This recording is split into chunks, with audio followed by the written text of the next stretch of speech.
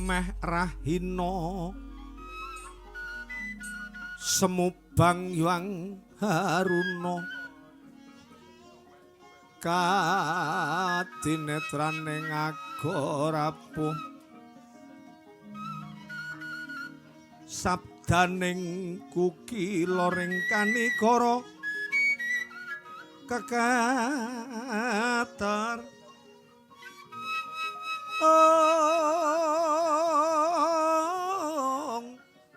pinidunganing kung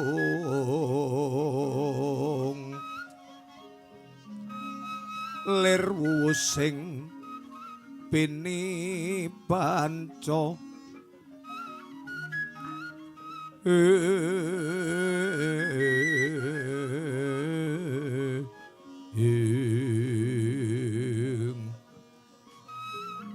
papetoke ngayam wana ing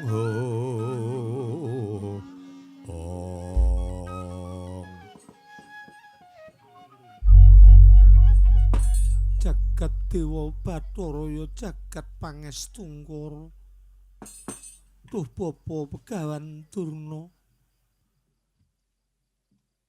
ngaturaken gunging panuwun ingkang tanpa pepindhan dene dinten kalenggan punika jengandika sampun kepareng rawuh minangkani menapa ingkang dados panyuwun kula bapa lole samara samarane ilala pertapa pututeng wis aneng-aneng cedhak mata yen dicuplak dadi mala welah iya Drupadi anggonku teka anggonku prapteng ana ing Pancala kene ya sabab saka olehku nampa atur saka Trustajumena. Yen dina kalungguhan iki akeh sing padha ngepinginake mboyong marang jeneng sira. Drupadi ya sabab bakal pinundhut garwa kalebu kahananku kang pengin urip bebrayan bareng kalian jeneng sira. Miturut ature Trustajumena, miturut kandhane Trustajumena, sira andarbeni bebana utawa panyuwun. Kula Kandhawa kang prasaja, Kandhawa kang malaka saktenane kepriye? Inggih. Estanipun dinten kalenggan punika leres menapa ingkang dipun aturaken pun Trustajumena. Kathah para manungsa, kathah para narendra narpati, bupati satriya ingkang badhe mboyong dhateng kula nanging kula anggadhahi panyuwun Inggih menika sambung rapetipun kalian kelangenan kula. Wujudipun peksi Jewata inggih manuk Jewata ingkang saged tata jalma. Piyambakipun kepengin bebantu kalian kula. Saka sinten ingkang saged mboyong kula kedah saged mbatang cangkrimanipun pun peksi Jewata menika pratandha menawi kakung utawi priya menika tresna lair batos kalian kula panembahan. Oh, matalah. Yo, yen kaya mangkono, tak batange apa kang dadi cangkrimane manuk Jewata? Ngestokaken dawuh. Manuk Jewata, kula wonten dawuh Denayu. Begawan Durna Pandhita ing Sukalima bakal ngleboni Patembaya Swayembara. Batang cangkrimanira apa sira wis sumadya? Sinten kemawon ingkang rawuh ngriki kula sampun sumadya. Nanging kula mitungkas.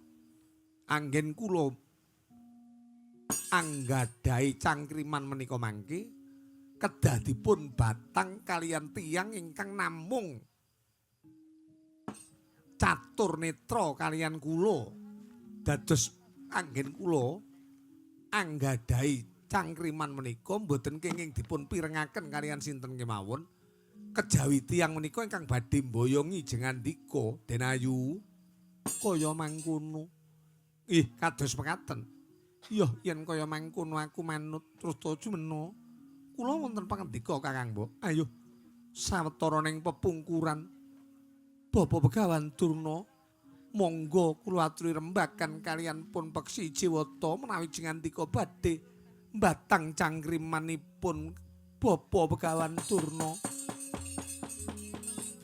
Miyat langening kalangian aglar pandamun cartinonir kekonang suram sarat etan badang kasolawan pacari purnaming gegono dasare mangsa tiga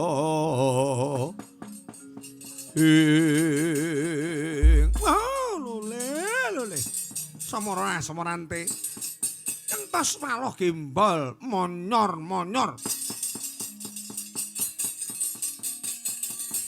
Manuk Jewata. Kula wonten dawuh panembahan.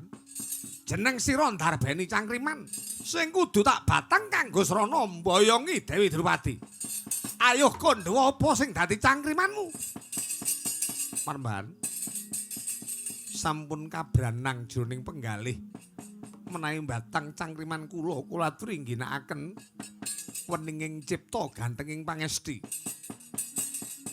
Kula menika namung anggadhahi cangkriman wonten sekawan werni. Apa sing dadi cangkrimanmu tak batangi? Cangkriman kula menika wonten sekawan setunggal. Apa sing diarani dhuwur ngungkuli gunung? Ingkang angka kalih jembar ngungkuli segara. Ingkang angka 3 padang ngungkuli srengenge, ingkang angka 50 peteng ngungkuli mendung. Menika panembahan cangkriman kula ingkang kedah jengandika batang menawi jengandika saged batang cangkriman kula. Jengandika saged mboyong Kusumayu Dewi Drupadi. Lole.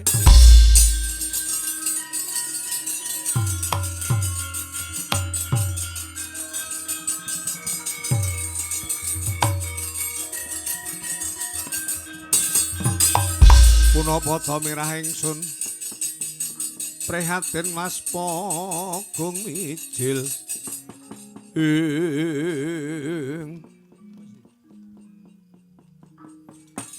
cangkriman mung kaya ngono wae kok pasrahke marang aku. Tumrap Begawan Durna kuwi cethek. Sira duwe 4 cangkriman sing kudu tak batang. 1 dhuwur ngungkuli gunung, ya ta? Inggih. Dhuwur ngungkuli gunung kuwi genah. Suket.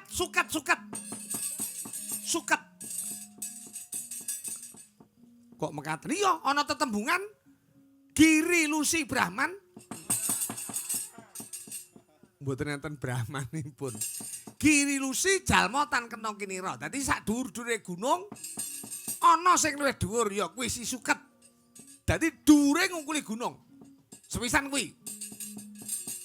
Jembar ngungkuli segara. Jembar ngungkuli segara ki apa ya?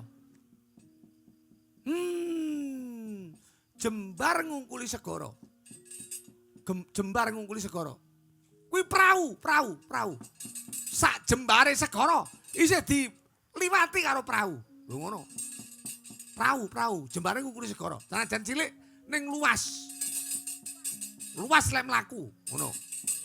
Terus padang ngungkuli srengenge. Padang ngungkuli srengenge iki lampu 2000 watt.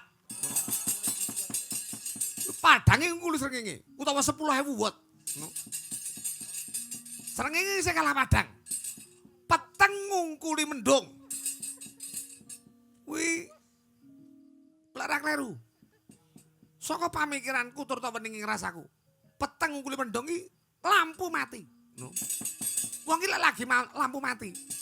Mongko ndak nyekel rek. Grayah. Bener apa ora? Yen bener kondo bener. Hah? Yen kowe mengko mung molak-malikke pamicara. Mengko aku ora trima. Ayo, pambatangku sing kaya mangkene mau bener apa ora?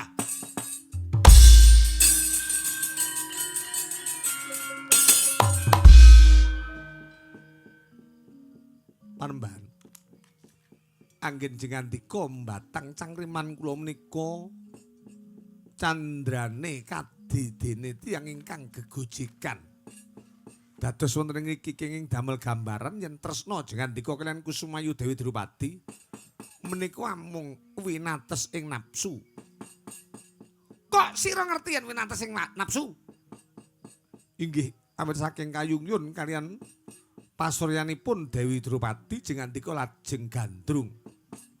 Ing mangka tebih kaliyan pambatang jengandika.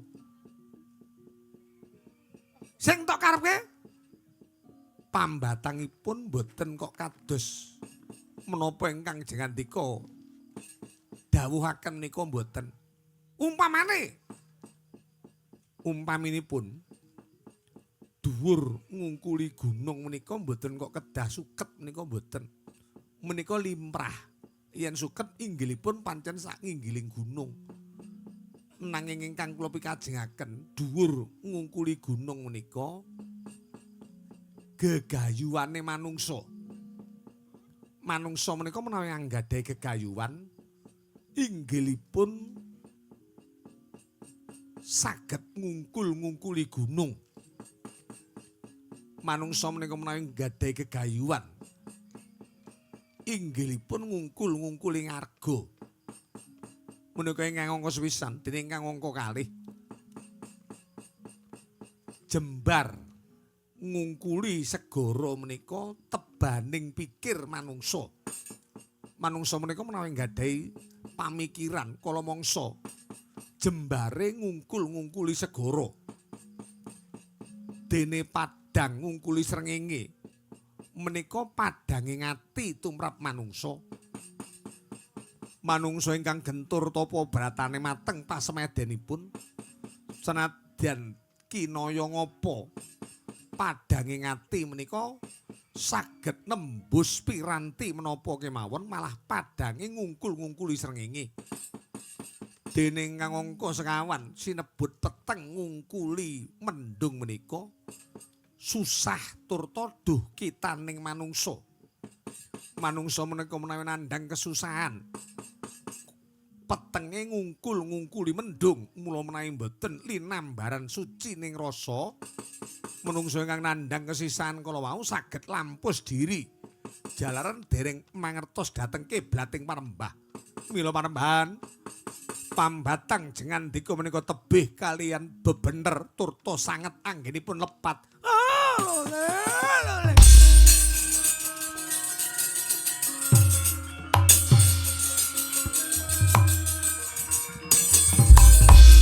Rodha muntabir kinetap Buka yasinipi jojo bang mawing wengis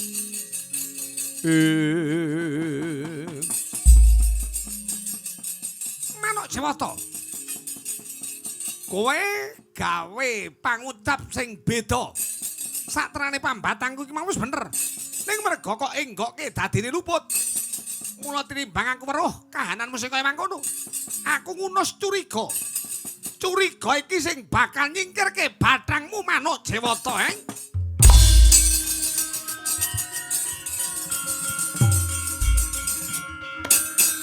Rikala swana Begawan Durna ngunus curiga ing Sedyawarsa katamakake Manuk Jawata nanging kaya ana kaelokaning jagat lawanging kurungan kaya nampa sasmita mbukak sanalika sigra peksi Jawata ucul saka kurungan abengok-bengok Begawan Durna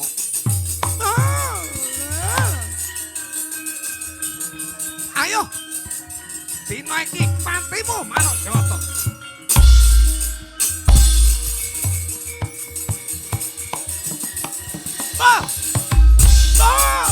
aduh lenguni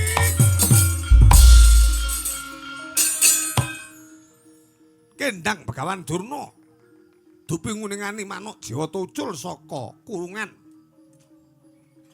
uga ana kaelokaning jagat kurungane manuk saknalika nututi mabure Manuk Jawata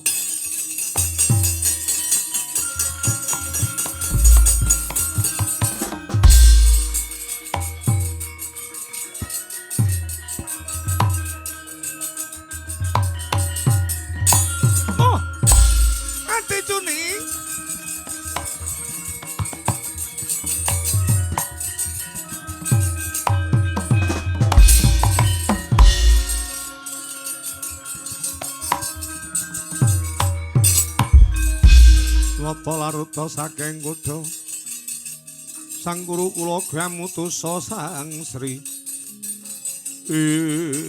aduh Adijuni blaya Adijuni piye Kakang iso apa ora mbatang cangkrimane Manuk Jawata satemene aku wis bisa ning pancen Manuk Jawata ki wilet lah ku mbatang ki mestine bener karo dheweke diseleotne disalahke ampreh lupute terus ya otomatis aku pegel banjur aku ngunus pusaka buong keris bakal tamake marang manuk ning kaya kena kaelokaning jagat kurungane manuk lawange mbukak dhewe otomatis oh dadi ora kesenggol. Wong aku ya ora nyekel kok. Mung tak agaki pusaka ing Sedwarta, tak pateni manuke. Ning dumadakan lawange kurungan buka dhewe. Terus piye? Manuke icul. Kersane Kakang Durna, aku njaluk tulung. Karep marang nggih. Wonten dawuh. Bapak Begawan. Perintahno para wadyabala. Aku njaluk tulung tenan. Ranjapen tututana golekana Manuk Jawata ngestuaken dawuh apa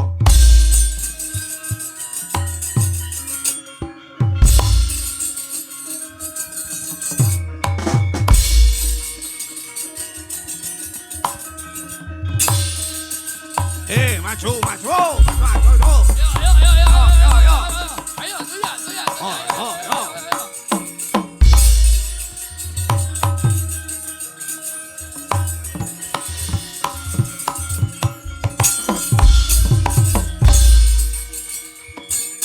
ayo neng endi nen? Kae. Mencok neng ran 12, ayo diranjap senjata. Diranjap.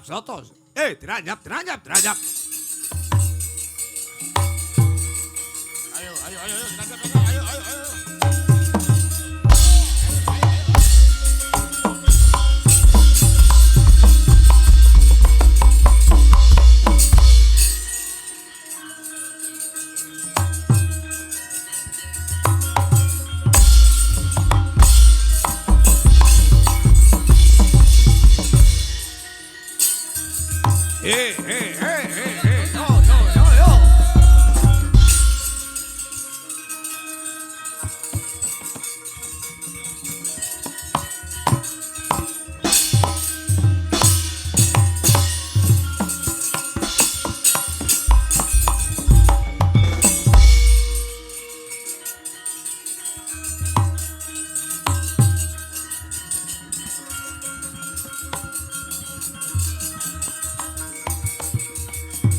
Anakku nggar muridku.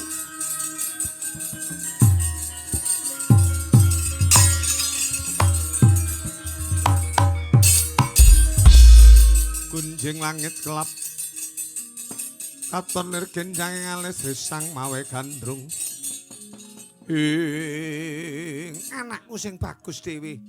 Muridku sing jentara. Margana wonten timbalan ingkang adhawuh Bapa Begawan. Dina iki umpama gelem nangis aku wis ngetokke lho. Nanging sirikan tumrap Begawan Durna yen to nganti muwun utawa nangis. Nanging satrane batinku ki nelongso. Wonten menapa Bapa? Aku kepengin ngayunake Dewi Drupadi. Nanging Dewi Drupadi ki duwe kelangenan wujuding manuk Jewata. Aku iso mboyong Dewi Drupadi yen aku wis bisa mbatang cangkrimane manuk Jewata. Lajeng sabanjure wis tak batang nanging kekarepane manuk Jewata ora padha karo pambatangku wis ana. Aku diluputke. Banjur aku ngunus pusaka. Bakal tak pateni manuk Jewata. Manuk ejol saka kurungan. Lajeng kepareng jengandika, "Wadya Kurawa, tak perintah njemparing manuk Jewata nanging ora bisa. Mula aku njaluk tulung yo, Nger. Kae manuk Jewata sing mapan ana pucuking wit randu alas. Singkirna sampurnakna dimen kasewatan sedyanipun Bapa Mayang Drupadi. Ngestakaken dawuh Bapa Begawan.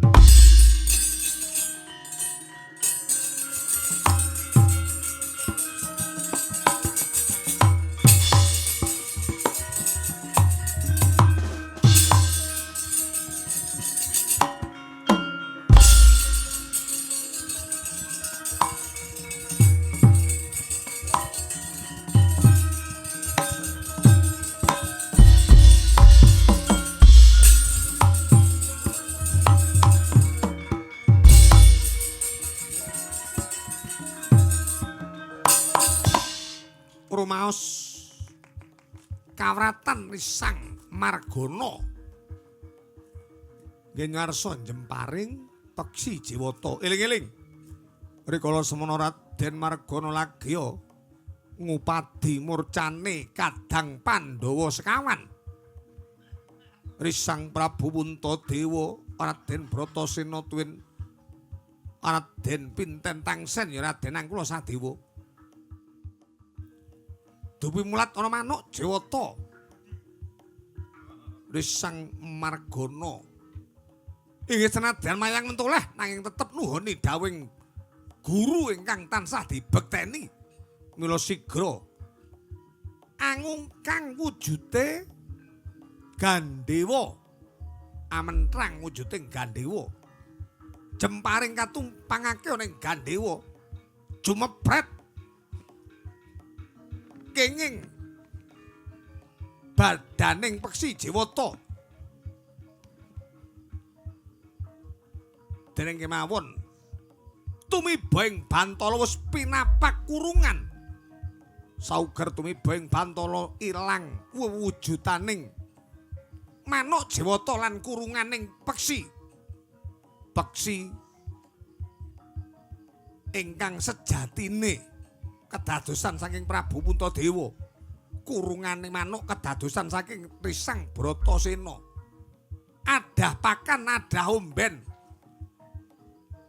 Kedadosane Raden Pinten Tangsen. Mesem Risang Margana dupi mulat para kadang sampun magempal.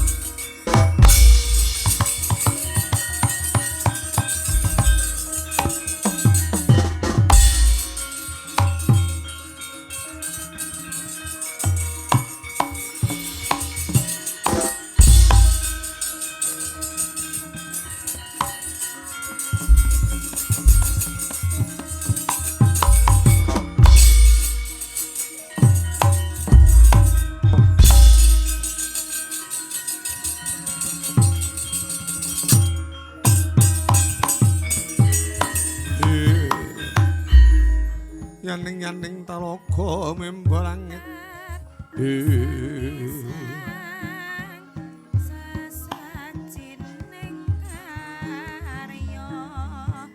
mambang kasulan upamaneka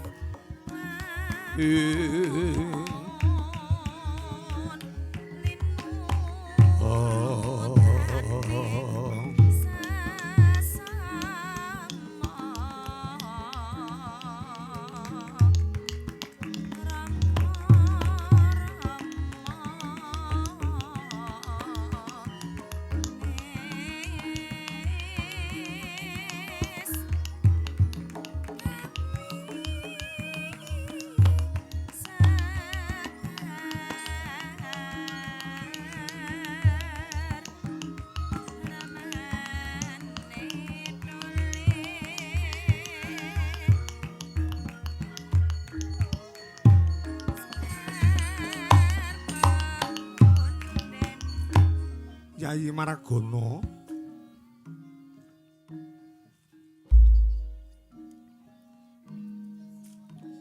sing gedhe pangapurane Yayi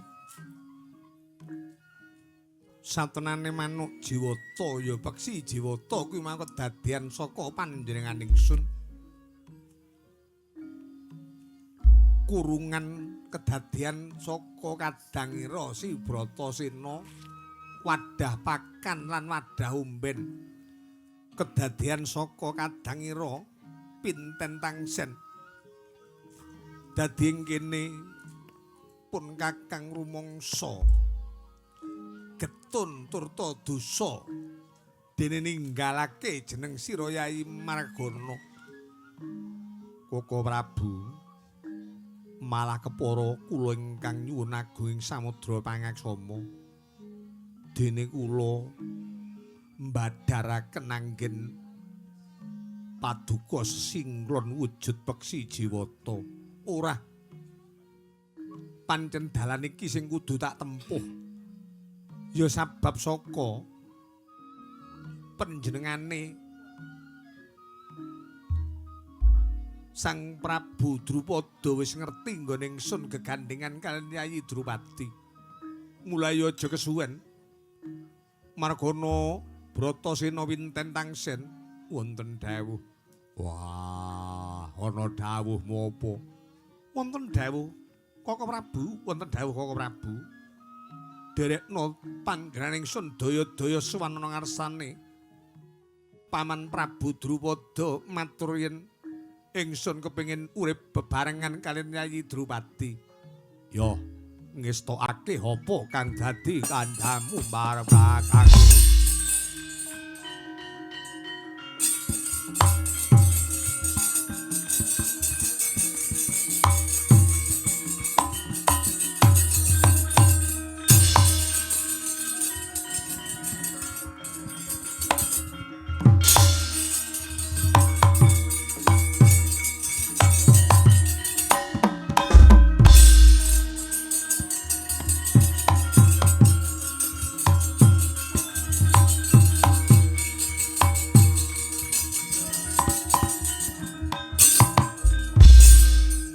Kakang wis ajur sing kene budale karo mulihe iki wis ora padha tak kira kuwi penak bakal mboyongi Drupadi nang jebul gandenge ora babak gandenge piye manuk Jiwata ki mau jebul kedadean saka muridku dhewe angger anak Prabu Puntadewa. Terus kurungane kedadian sekalian Bratasena. Bratasena dadi kurungan. Iya. Wah. Terus ada pakan ada umben pinten tangsen. Edan apa ora ngono iki? Ya ora edan wong pancen ya lakon kok. Lah terus Puntadewa sesingklon dadi manuk iki karepe apa? Ayo pancen ya sinuwun Prabu Puntadewa ki wis sambung kalian Dewi Drupadi. Apa kira-kira ngono ya sing ngene? Kiraku ya ngono. Dadi panjenengane Sinten Prabu Puntadewa kuwi ngamping-ngampingi Dewi Drupadi mbok menawa ana wong sing bakal ngepinginake mesti digagalke. Merga pacangane Dewi Drupadi ora ana liya kejaba mung Sang Prabu Puntadewa. Dadi aku ora entuk gawe. Ya ora entuk, wis ora usah golek sing muluk-muluk kaya Dewi Drupadi. Golek iki sak barakan ngono ae lho Kakang. Engko lek ora sak barakan malah mesake. Ya aku wis kadung tresno karo Drupadi. Ya tresno iki yen ijen malah kewirangan kok. Yen sok awake dhewe iki ya padha-padha ngono ae. Ah ya wis ngono. Aku mulih malu kok sing ngene. Sing kok isine iki apa? Ya mereka saka kadenangan wong akeh mengko yen Kang Sinun Prabu Suyudana ngerti ya ora apa-apa. Wong kabeh wis diniati dene yen gagal ya ora dadi baya pangapa. Ayo wis yen ngono mulih. Mulih. Kowe mau ning sandingmu kaya ning wong wedok mang sapa Kakang? Apa calonmu kowe? Dak. Aku iki yang kumono. Aku ambak-ambak iki awakku iki saya suda. Wong seneng karo aku iki saya akeh sing ngono. Tenan sing ngono. Aku jane awakku iki ya ora tak gawe piye-piye. Aku lek ngilo ya mung gumun. Ngene lho, ngene kok sing demeni kok akeh lha ngono. Ngono. Aku ya mbak-mbak bojoku dhewe iki yes. Ada saka aku ning mburine bojoku pirang-pirang wong wedok sing seneng karo aku. Tenan aku. Iya. Iya kan. Gumen aku jalan. Mulih. Wis ora dadi baya pangapa yo, bali sing ngene. Ayo Kakang.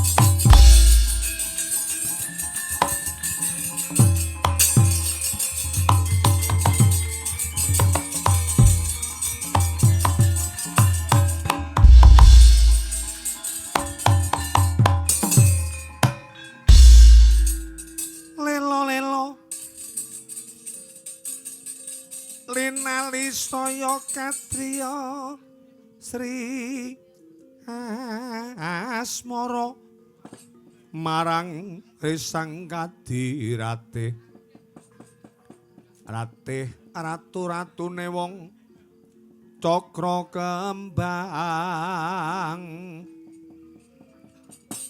Kembang Jaya Kusuma asemreng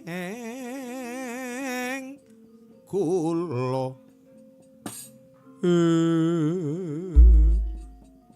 dampyak Wadya Kurawa bali miring praja genti ingkang kena cap Purakaya kang ana ing praja Pancala Sang Prabu Drupada hanampeni swaning keng putra Risang Prabu Puntadewa dadya mesem salebeting kalih Sang Prabu. Manguwa beksin manyura wancine andu kaget rehina saneswara sing pagelaran kang becik ketipit kang ora ketara awit iku apranyata bose ingkang hidup pamayan omawit namas lumaran manguwa beksi manyura wancine andu kaget raina saneswara sing pagelaran kang becik pasitik kang ora kepara awit iku apranyata bote ingkang windu pamayan awit lan aturan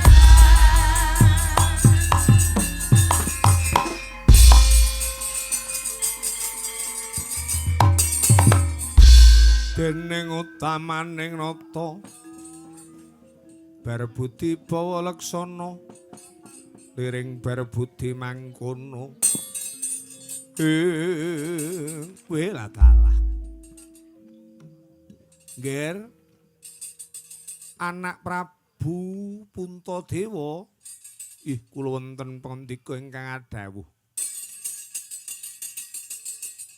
Rama Prabu Drupada menapa dene Bratasena Margana lan kembar.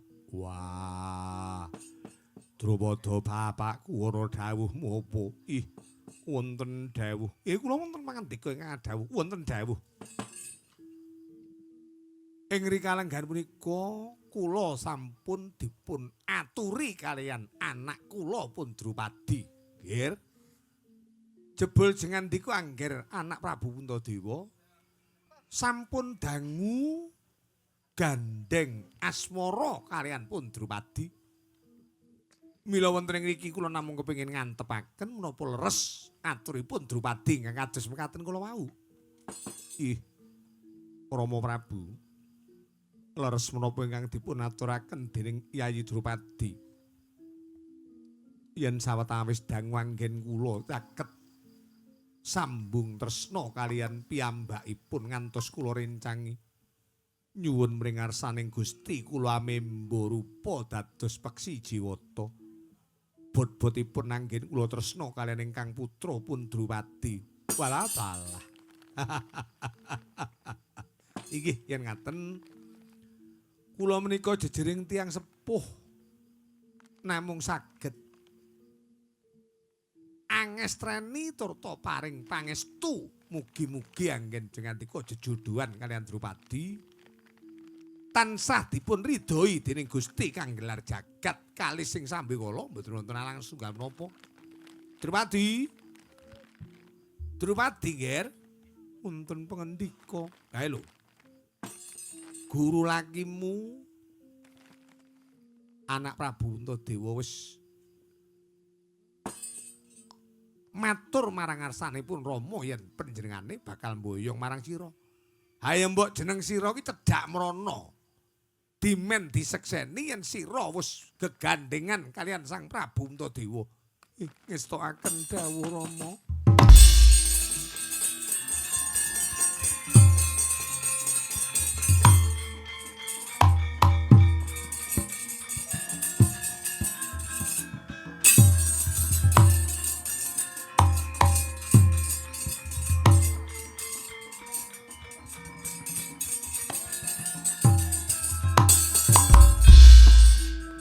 Kula menika jejering tiyang sepuh ngaten iki pun marem kok nggih. Dene anak kula sampun wonten ingkang mengkoni mugi-mugi jejodohan jengandika Sang Prabu Puntadewa kalian Drupadi menika minangka gambaranipun diajeng andari Himas Hapsari kalian Mas Bagus Apriyanto anggenipun jejodohan sepisan dadi kangge sak terus-teruse kesabaran kauletan turta weninging cipta ngeblata paduka anggen anak Prabu Puntadewa ingkang tansah ngagungaken kesabaran turta tanggel jawab kalian keluarga mila kados sampun titi paripurna lampaning dalu menika mugi-mugi lampah ingkang sae nenuntun bebrayan agung ingkang ala katuta barat lisus ayu rahayu sagung dumadi